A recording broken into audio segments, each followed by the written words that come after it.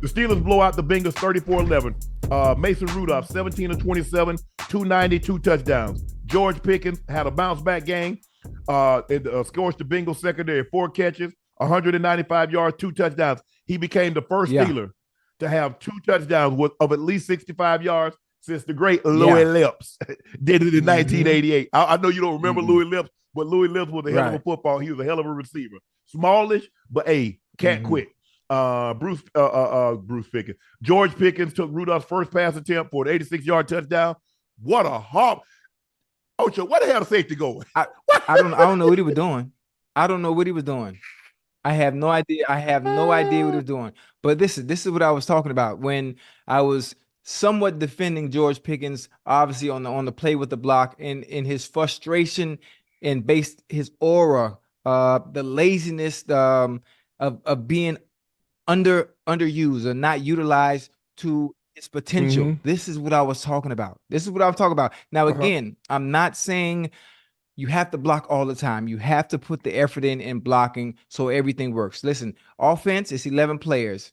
If one player's not doing something, it's like having an engine with no goddamn belt. The car might be running, but it ain't gonna go nowhere if you ain't got the belt to keep, to get the engine spinning. Yeah. So boom. Gotta have I said that part. But the other flip side of it, listen, the Steelers aren't playing well this year. They have a franchise-changing receiver at their helm that they're not using. They're not utilizing him to his full potential. He's a game changer. He's a game changer. What we saw today is what he could have been doing since week 1, regardless to who they're playing. You put him in positions to make the plays.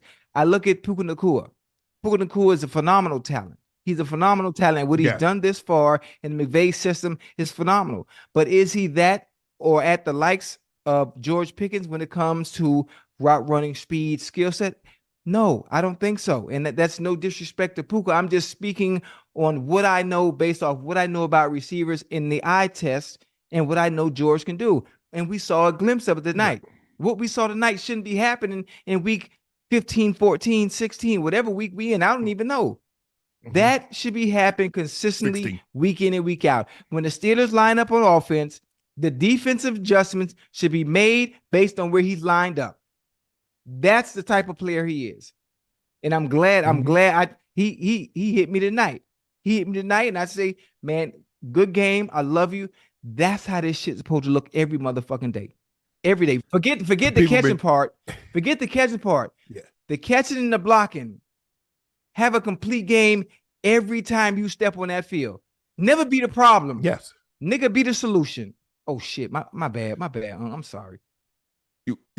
Ocho. People hear me. Oh, Ryan Clark, Shannon Sharpe, what y'all think about this? 2 things can be true. George Pickens loafed last week on the block. This week, George Pickens had an incredible ball game. You see how 2 things can be true? Just because he had an incredible ball game, that doesn't negate what he didn't do last week. And so people got to get out of that notion. One thing does not compensate for the other. He did that. That's on tape. Just like what he did this week is on tape. I'm a firm special. Yes, I believe 2 things can be true. George Pickens loafed on a block last week. We saw it.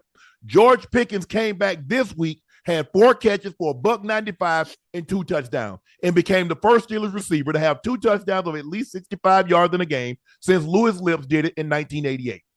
Those are true. But here's the thing, Ocho. As a receiver, you're a receiver. We played a dependent position. We couldn't throw ourselves the ball. We couldn't call plays for ourselves. The only thing that we could control was our effort.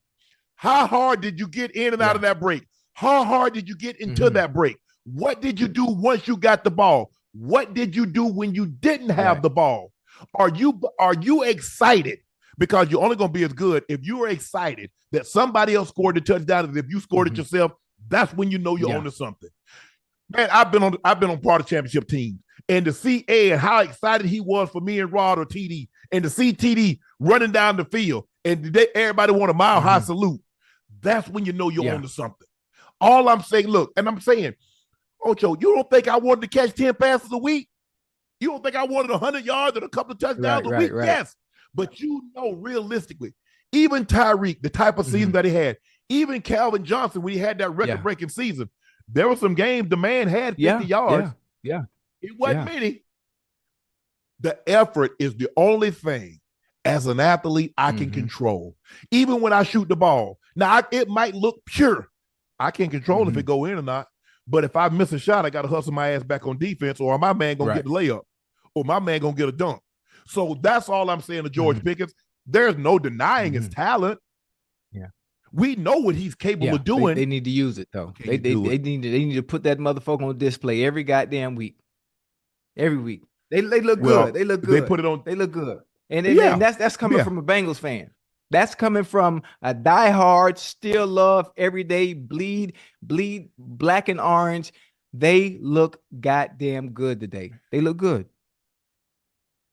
Can you put up there not only the sacks but tackles for losses, forced fumble. Shoot, I know. Pick probably watching right now. Hey, Pickens, if you watching, man, send us $100, yo. Send us a quick 100.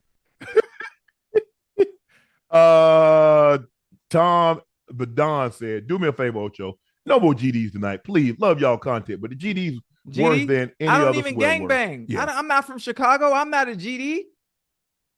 No, he's saying gosh. No, dang. It's goddamn. Got. Not the D word. GOT. Yeah. Okay. I'm just that's what. Oh yeah, tell him it's goddamn, not the God word version. My grandma don't play that, boy. She'll slap fire out my mouth.